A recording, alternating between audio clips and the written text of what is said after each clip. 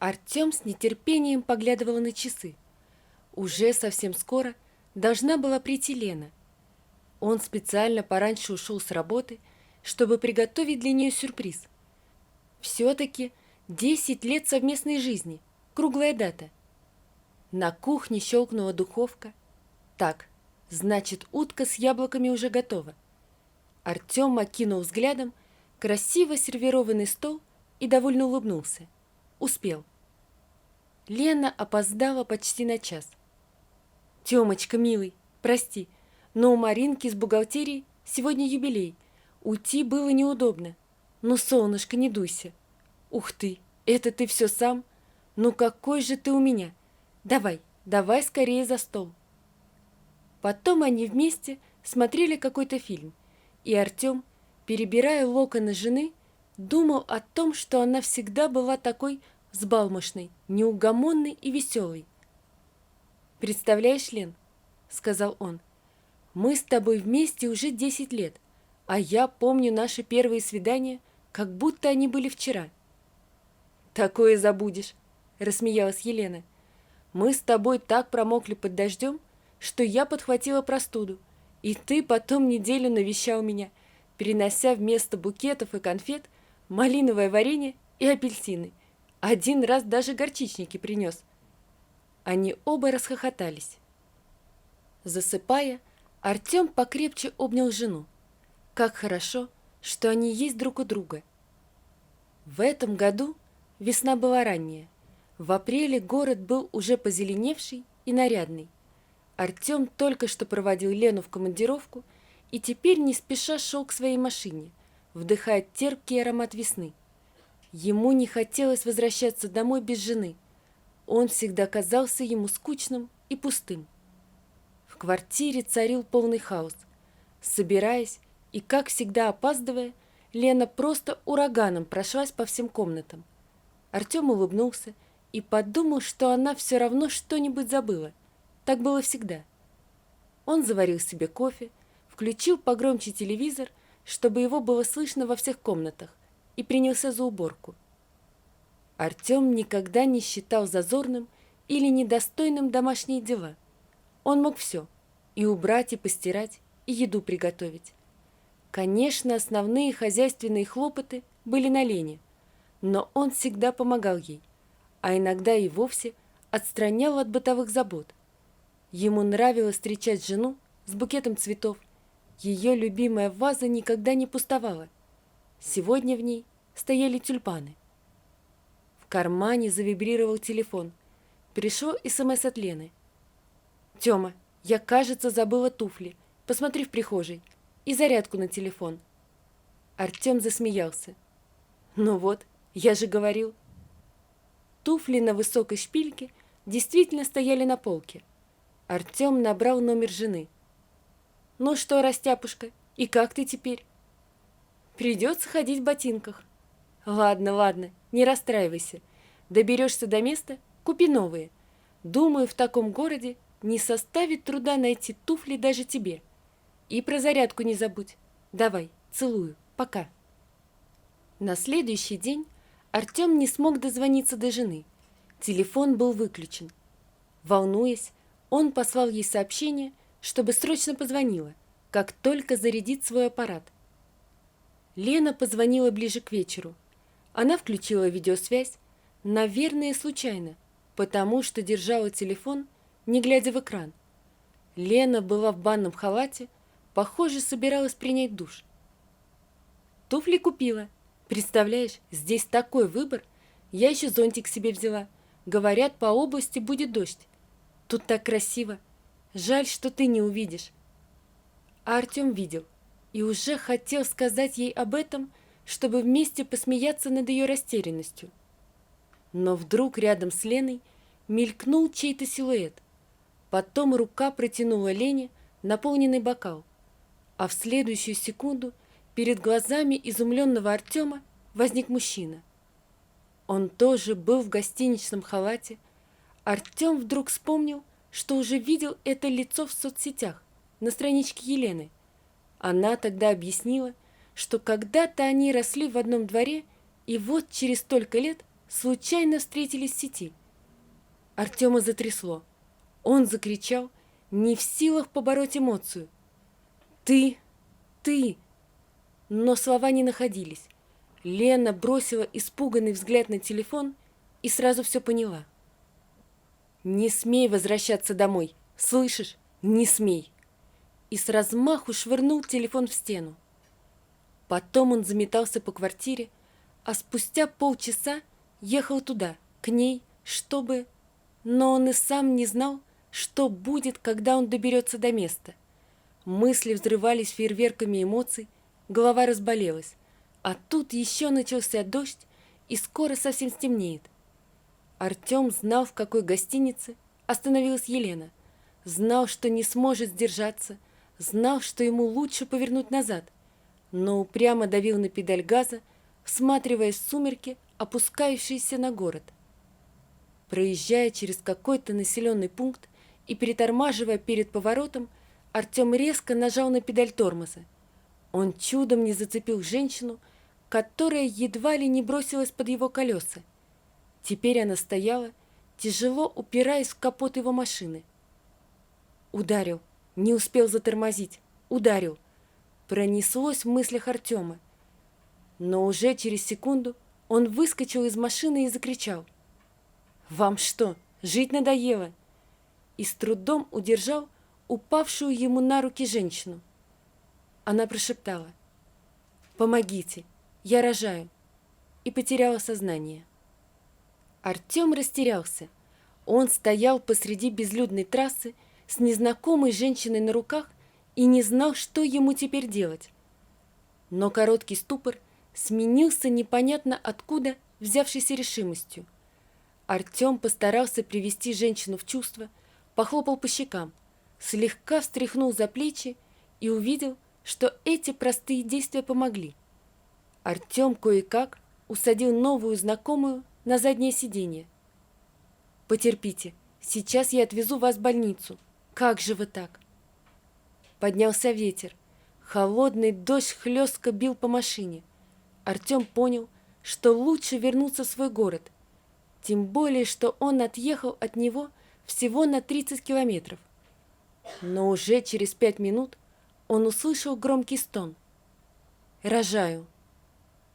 То, что было потом, Артем видел только в кино. В тот вечер на проселочной дороге он помог появиться на свет маленькому мальчику. Странно, но Артем уже ничего не боялся. Он действовал четко и уверенно. Откуда это взялось у него, городского жителя, он не знал, и потом всегда удивлялся, но не той ночью. Ребенка Артем завернул в свою рубашку, а потом отвез их в роддом. Только за полночь мужчина вернулся домой, усталый, опустошенный, но почему-то счастливый. Он принял душ и лег спать, постелив себе на диване в гостиной. Ситуация с Леной совсем вылетела у него из головы, и дорожные приключения занимали теперь все мысли. Артем всегда хотел детей. Он по-доброму завидовал сослуживцам, которые рассказывали, как выезжали с семьей на пикник, посещали с детьми зоопарк, просто гуляли. Иваныч, тот и вовсе уже с внуками на рыбалку ездит. Артем заслушивался, когда тот рассказывал о своей большой семье. А вот Лена ничего не хотела слушать о детях.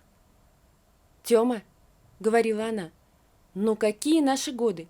Успею я еще нарожать, тебе хоть 10. Но сначала давай поживем для себя. Вон, у Лизы 3. И что? Она вообще выбраться никуда не может. Встретились как-то с ней в торговом центре. Я себе блузку, она им игрушки. Я косметику, она памперсы. И что это за жизнь? Она ведь так себе ничего и не купила. Зато продуктов целую тележку набрала. Конечно, прокорми-ка такую ораву. Нет, но ты чего хочешь?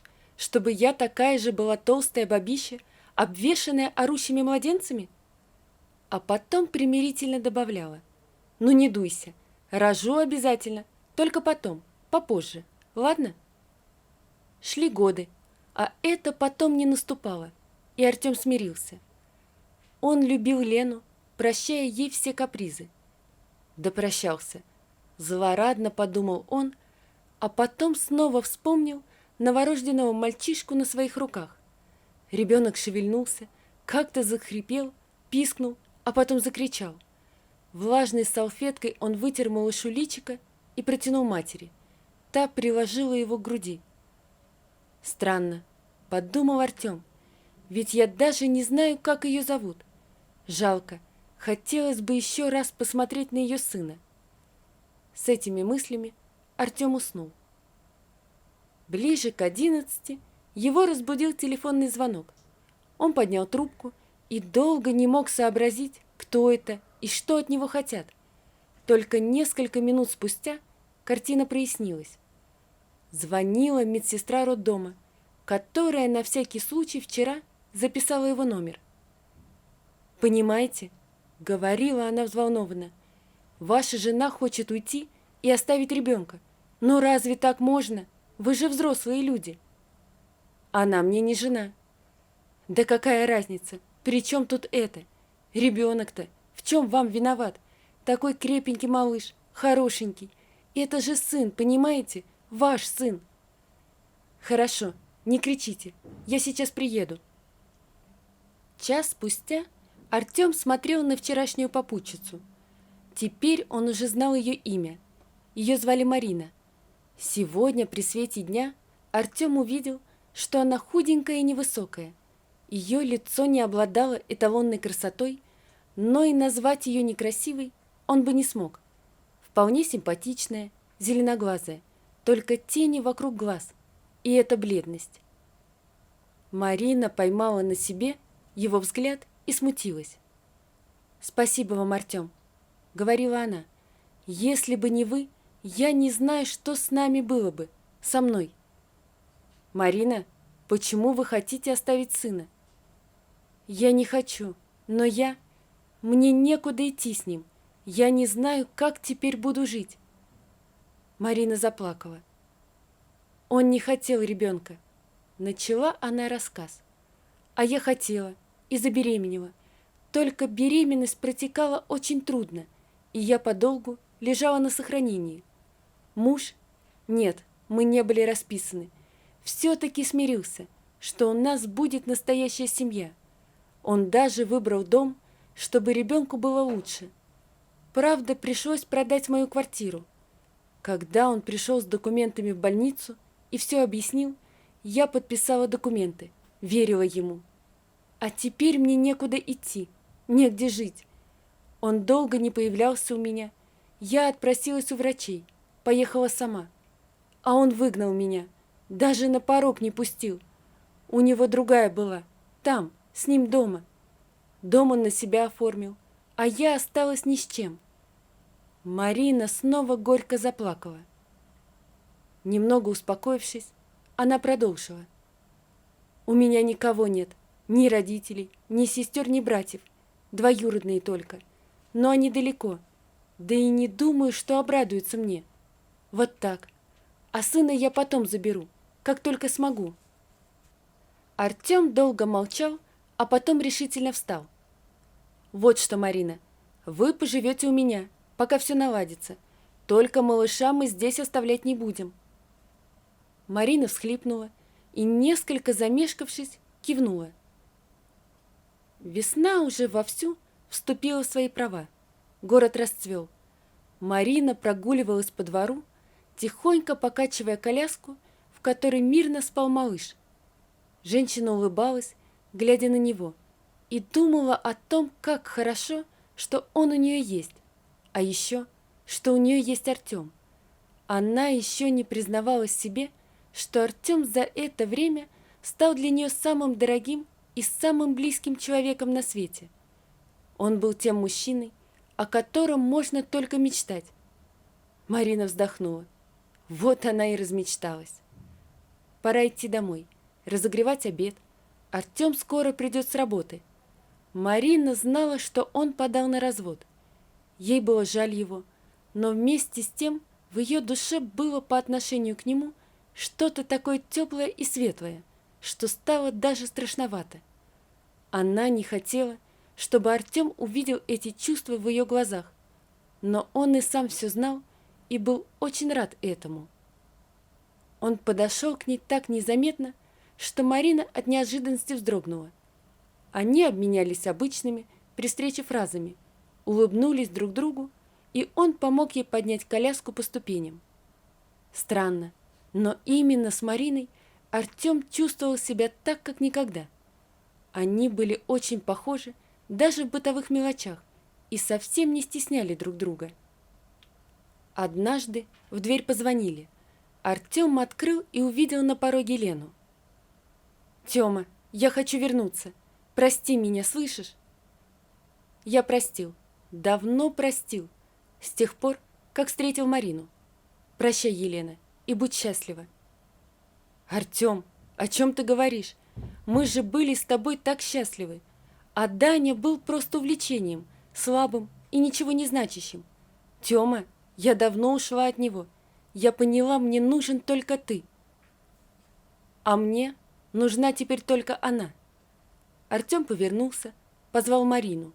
Та робко вышла из кухни. Вот. Артем взял Марину за руку. Видишь, ничего уже не вернуть.